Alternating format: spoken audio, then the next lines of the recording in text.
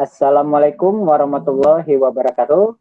Kami dari kelompok 2 yang beranggotakan saya sendiri, Elham Syahrian Putra dengan NIM K35223. Lalu ada teman Saya Latifah Sabila Fauziati dengan NIM K3520039. Kemudian saya Muhammad Ardiansyah dengan NIM K3520049. Dan saya Rada Zabudahanaki dengan NIM K3520063. Nah, selanjutnya kita akan melakukan praktikum technical hacking dengan target Virtual Machine EvilBox. Pertama-tama, kami akan menjelaskan mengenai virtual machine yang akan kami gunakan sebagai target dari praktikum kali ini. Nah, kami akan menggunakan virtual machine bernama EvilBox One. EvilBox One rilis pada tanggal 16 Agustus tahun 2021 dengan author dari Maury dan series dari EvilBox. Vulnerability dari VM target ini, kami mencoba suatu teknik bernama brute force ke dalam default page dari EvilBox ini. Mungkin kalian bertanya, apa sih yang dimaksud dengan default page? Nah, di sini akan saya tunjukkan dulu. Default page merupakan page yang akan terbuka ketika kita mengakses IP address dari target kita. Kami akan melakukan brute force directory ke dalam default page ini sehingga kami mungkin akan menemukan sebuah informasi yang penting atau informasi yang sensitif yang akan berguna untuk kami masuk ke dalam shell dari EvilBox ini. Nah, kemudian teknik yang digunakan sudah saya bilang tadi, kami akan menggunakan teknik bernama brute force dan web fuzzing. Dan akan kami temukan, kami akan dapat masuk ke dalam shell dari EvilBox ini dan kami dapat melakukan seperti mengubah password dari root agar kami dapat masuk ke dalam EvilBox secara legal ataupun agar kami dapat masuk ke dalam EvilBox secara remote dengan sangat mudah. Baiklah, sekarang kita akan memasuki pada bagian langkah-langkahnya. Di sini saya sudah melakukan running terhadap 3 virtual machine. Yang pertama yaitu Kali Linux sebagai VM per task, Microtik Router OS sebagai alat untuk melakukan konfigurasi jaringan, dan EvilBox One sebagai VM dari target kita. Nah, sebelum itu saya akan menunjukkan sedikit dari EvilBox One. Nah, ini merupakan tampilan dari EvilBox One ketika dibuka pertama kali. Di sini terdapat menu login, dapat author, Maury, name, dan IP. Pada awal membuka saya sebenarnya bingung kenapa kok di awal ini sudah terdapat IP-nya. Dan akhirnya saya mengerti kenapa terdapat IP karena kita tidak bisa masuk ke dalam virtual machine ini. Kita benar-benar tidak diberi informasi sama sekali mengenai username dan passwordnya. Oke, langsung saja kita pergi ke Kali Linux. Oke, kemudian seperti biasa, kita melakukan aktivitas nmap dulu. Oke, di sini kita mendapat 3 VM. Yang pertama yaitu 1.1, ini merupakan Cisco SCP. Nah, berarti ini merupakan Microtik Router OS kita. Nah, kemudian di bawahnya terdapat 100.251. Nah, 100.251 ini merupakan target kita tadi. Nah, berarti sudah sesuai. Oke, jadi langsung saja kita bisa melakukan nmap. Secara lebih lanjut, kita akan mencari informasi mengenai port-port apa aja sih yang terbuka di dalamnya.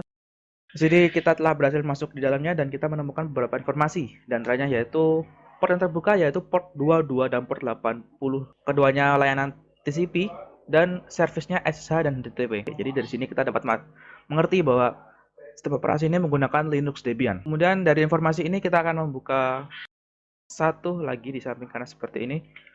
Kemudian kita akan mencoba masuk ke dalamnya menggunakan port-port yang terbuka ini terlebih dahulu. Sebenarnya kalau kita lihat secara kasat mata, port-port yang terbuka ini tidak vulnerable untuk kita eksploitasi. Namun saya akan mencobanya terlebih dahulu dan mungkin saya tidak akan memberikan penjelasan karena tidak ada langkah yang berhasil dalam percobaan saya setelah ini. Oke. Dan hasilnya tetap gagal. Jadi intinya port yang terbuka ini tidak vulnerable dan port yang terbuka hanya ada 2. Jadi saya akan keluar dari table framework console terlebih dahulu dan saya akan mencoba membuka apa sih yang ada di dalam target kita. Oke, kita akan mencoba membukanya dan ketika kita membuka IP-nya, kita akan menemukan sebuah website default dari Apache 2 dan terdapat informasi bahwa Apache 2 ini menggunakan Debian. Nah, kita akan melakukan brute force directory ke dalam web default ini menggunakan tools bernama GoBuster. Di sini kita akan mengetikkan perintah GoBuster di -h untuk melihat komen apa sih yang tersedia di dalam tools ini. Nah, kita akan menggunakan dua, yaitu main-u dan juga main-w. Nah, di sini untuk bisa memasukkan URL target, kita sebelumnya harus menggunakan komen main-u. Lalu kita menggunakan komen main-w yang kepanjangannya adalah word list string. Word list string sendiri adalah sekumpulan daftar kata atau kombinasi kata dan angka yang nantinya akan dicoba ke dalam suatu login screen dalam metode brute force. Nah, sebelum itu kita harus mencari terlebih dahulu di mana lokasi dari word list tersebut. Kita akan mencari locate medium.txt dan kita akan menemukan beberapa word list di sini.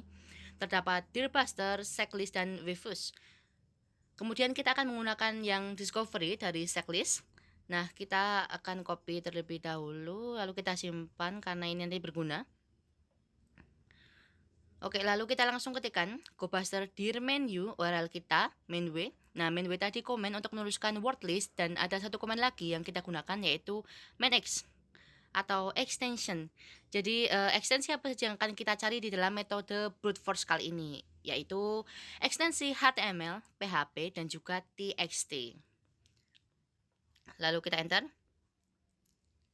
Nah, muncul beberapa file, ada index.html, robot.txt, dan ada lagi satu folder secret yang terasa mencurigakan.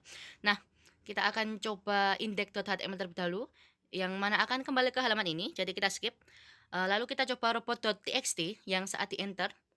Oke, terdapat informasi yang kita temukan, yaitu hello Haxor. Nah, kita akan simpan Haxornya. Nah, oke, kita akan buat file txt terlebih dahulu. Kita akan create dokumen, empty file, beri nama enumeration, lalu kita akan paste. Nah, kita akan gunakan ini untuk mengumpulkan informasi yang sudah kita temukan selama metode ini. Lalu masukkan kata Haxor. Oke, lalu kita akan coba buka folder secret, ketikkan di URL dan hasilnya kosong. Nah, kita nggak menemukan apapun. Harusnya yang muncul jika kita memang tidak memiliki izin untuk membukanya, yang tampil harusnya seperti ini, forbidden. Nah, sedangkan saat kita membuka folder secret, kita tidak menemukan file apapun dan hanya tampil kosongan. Nah, oke, kita tunggu sampai loadingnya proses tadi selesai. Oh, oke, prosesnya sudah selesai. Dan kita tidak menemukan apapun lagi selain file folder tadi. Kita hanya menemukan itu. Oke, jadi menemukan 4 hal, yaitu index.html, robot.txt yang berisi kata hello Haxor, lalu folder secret yang berisi halaman kosong tadi, dan server status yang forbidden atau kita tidak diizinkan untuk melihatnya. Di sini kita dapat lihat ada sebuah rekomendasi untuk melakukan brute force lagi ke dalam http 192.168.100.251/secret. Nah, kita akan ketikkan perintahnya. Oke, di enter. Dan kita akan lihat ada apa sebenarnya di dalam folder secret tersebut. Bisa kita lihat ada satu file yang cukup mencurigakan, yaitu file evil.php. Oke, kita akan coba. Wow, dan isinya kosong. Berarti file ini sebenarnya ada isinya namun disembunyikan. Selanjutnya kita akan menggunakan metode webhousing. Saya buka pembahasan webhousing dahulu. Kita akan melakukan metode webhousing menggunakan FFUF. Webhousing merupakan sebuah metode untuk menemukan endpoint ataupun directory yang mungkin berisi informasi penting saat melakukan web assessment. Jadi, webhousing dapat melihat file-file seperti ini yang dimana kita tidak bisa melihat isi di dalamnya. Kemudian, kita tunggu terlebih dahulu sampai loading selesai. Siapa tahu kita menemukan file dengan extension yang berbeda yang mungkin berguna nantinya.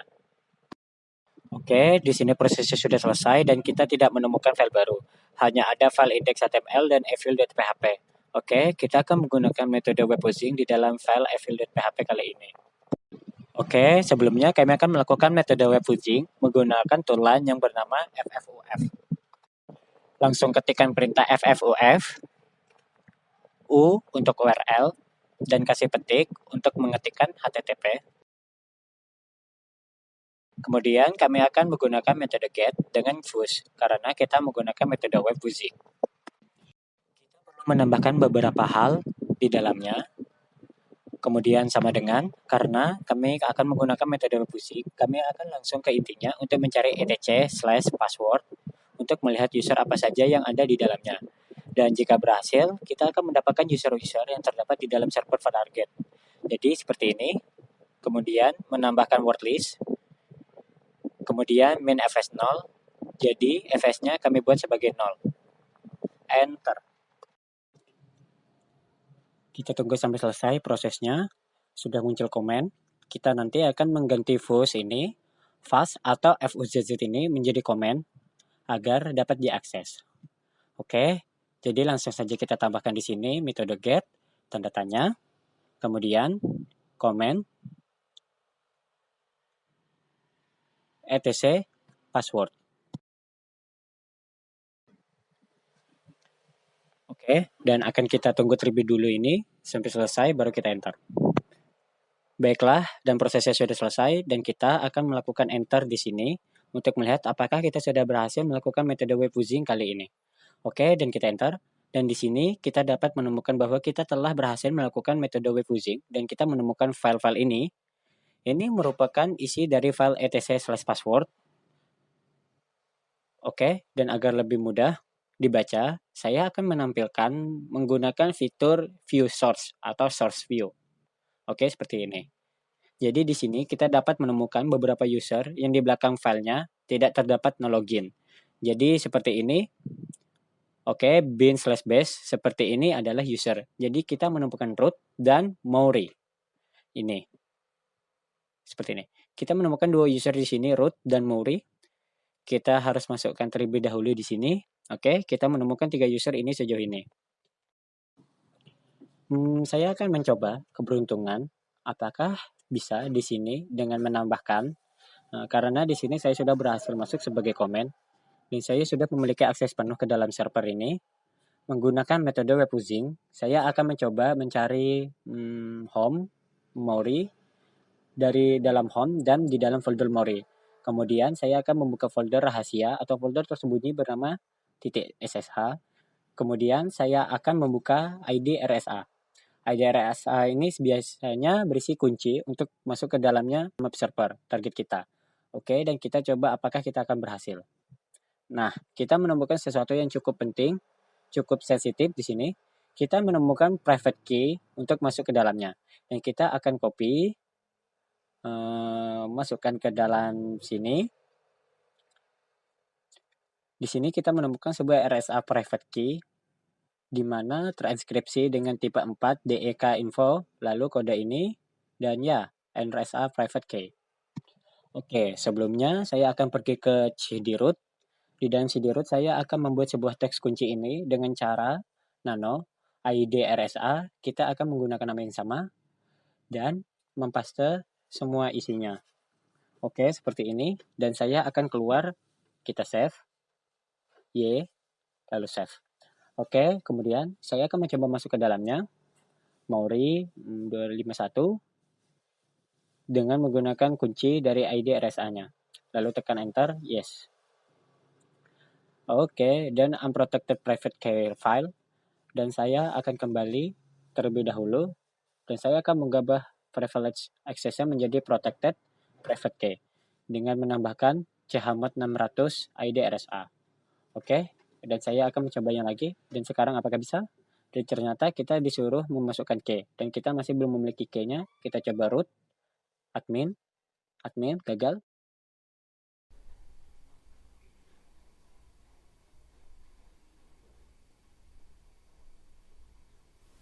Nah, jadi kita perlu melakukan crack terlebih dahulu terhadap private key ini. Jadi di sini saya akan memanfaatkan alat bernama John dengan kepanjangan John the Ripper. John ini merupakan sebuah alat untuk melakukan crack atau decrypt dari sebuah file password yang telah terinskripsi. Terinskripsinya seperti ini.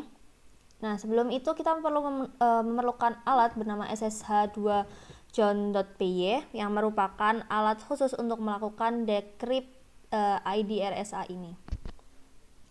Kemudian kita cari lokasinya terlebih dahulu. Nah, jika kita sudah menemukan lokasinya, kita akan mengetikkan lokasinya.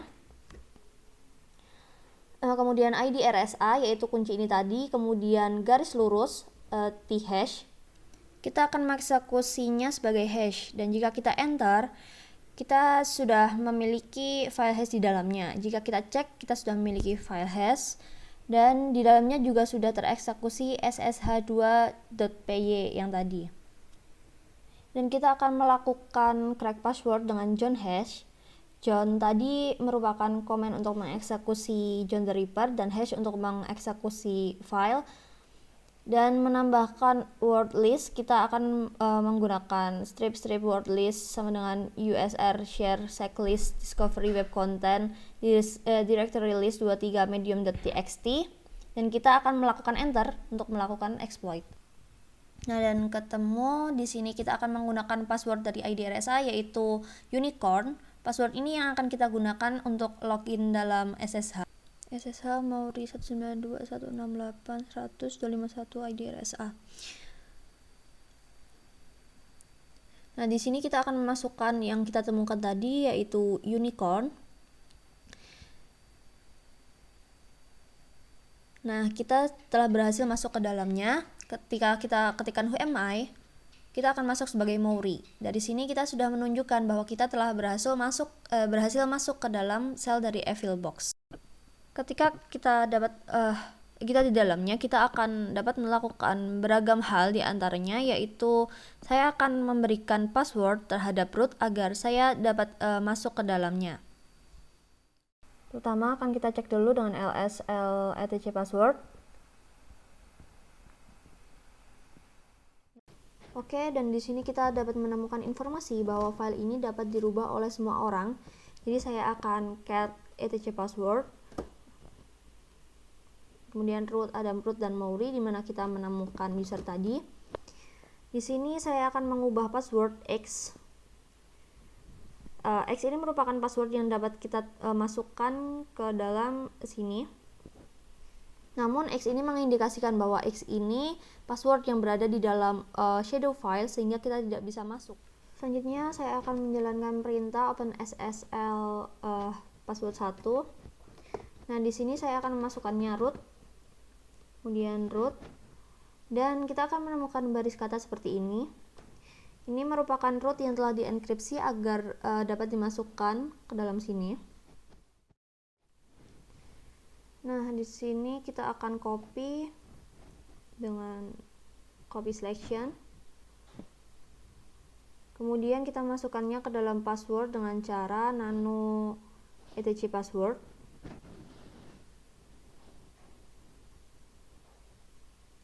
Dan kita berhasil masuk ke dalamnya.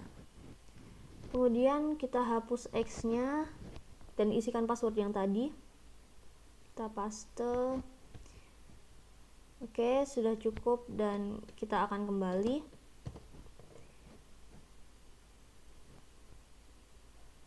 Dan jika kita cek lagi, nah di sini sudah terdapat file kita tadi atau password kita tadi. Dan jika kita masuk ke dalamnya, kita sudah bisa masuk dan langsung sebagai root. Bisa kita lihat dari pagarnya. Kemudian saya akan membuat direktori bernama Heket. Dan jika kita lihat di sini, dan tentunya kita sudah masuk ke dalamnya, kita dapat menambahkan, mengedit file seperti ini. Dapat file Heket. Jadi kita sudah berhasil masuk ke dalam Evil Box. Oke. Error pertama yang kami temukan yaitu ketika Evil Box One telah selesai diimport setelah kami download. Nah, ketika kami start, VirtualBox akan terjadi error. Oke, jadi pemecahan masalahnya kita perlu mematikan USB control di pengaturan Evil Box One. Jadi di sini langsung kita disable saja. Kemudian virtual machine dapat dijalankan dengan normal. Kemudian kesulitan kedua yang kami temukan yaitu ketika kami mencoba melakukan exploit menggunakan Metasploitable Framework Console. Nah, itu kami tidak menemukan modul apapun yang bisa melakukan exploit ke dalam Evil Box tersebut. Bahkan kami sudah mencoba banyak modul dan banyak payload yang menurut kami mungkin bisa, tapi tetap gagal. Dan akhirnya kami mencoba mempelajari hal baru yaitu menggunakan metode brute force dengan tool Go Booster dan metode web fuzing menggunakan tool FFUF untuk melakukan eksploitasi pada Evil Box ini. Kemudian pengalaman yang saya dapat dari praktikum kali ini yaitu saya mendapatkan pengalaman gagal melakukan segala modul dalam Metasploit Framework Console yang cukup membuat saya agak pusing. Dan kemudian mungkin pengalaman dari Radaza gimana? Nah, kalau saya nih Ardian, kan saya jabat bagian brute force directory ya. Nah, jadi melalui kegiatan praktikum ini saya mendapatkan pengalaman memanfaatkan tools yang bernama GoBuster. Nah, GoBuster ini dia itu alat yang digunakan saat kita melakukan metode brute force directory. Oke, gimana kalau pengalamannya Ilham? Kalau pengalaman yang saya dapatkan saat melakukan praktik ini, saya bisa memanfaatkan tool FFUF untuk melakukan metode web pooling. Kalau dari pengalaman Latifah? Di sini saya mendapatkan pengalaman untuk menggunakan John the Ripper. Jadi John the Ripper itu kita gunakan untuk melakukan cracking dan juga decrypt file password dengan menggunakan alat bernama ssh2john.py untuk dekripsi ID RSA itu. Oke, kan pengalaman udah semua nih. Sekarang kita masuk ke kesimpulan. Jadi kesimpulan kami setelah melakukan praktikum ini adalah kami berhasil masuk secara remote ke dalam sel VirtualBox dengan metode brute force, web pooling, dan password terenkripsi menggunakan John the Ripper. Kami mengunggah password dari root agar kami dapat masuk ke dalam VM VirtualBox menggunakan password yang kami tentukan sendiri. Nah, kami juga dapat memodifikasi folder atau file di dalam sel VirtualBox. Oke, terima kasih dan wassalamualaikum warahmatullahi wabarakatuh.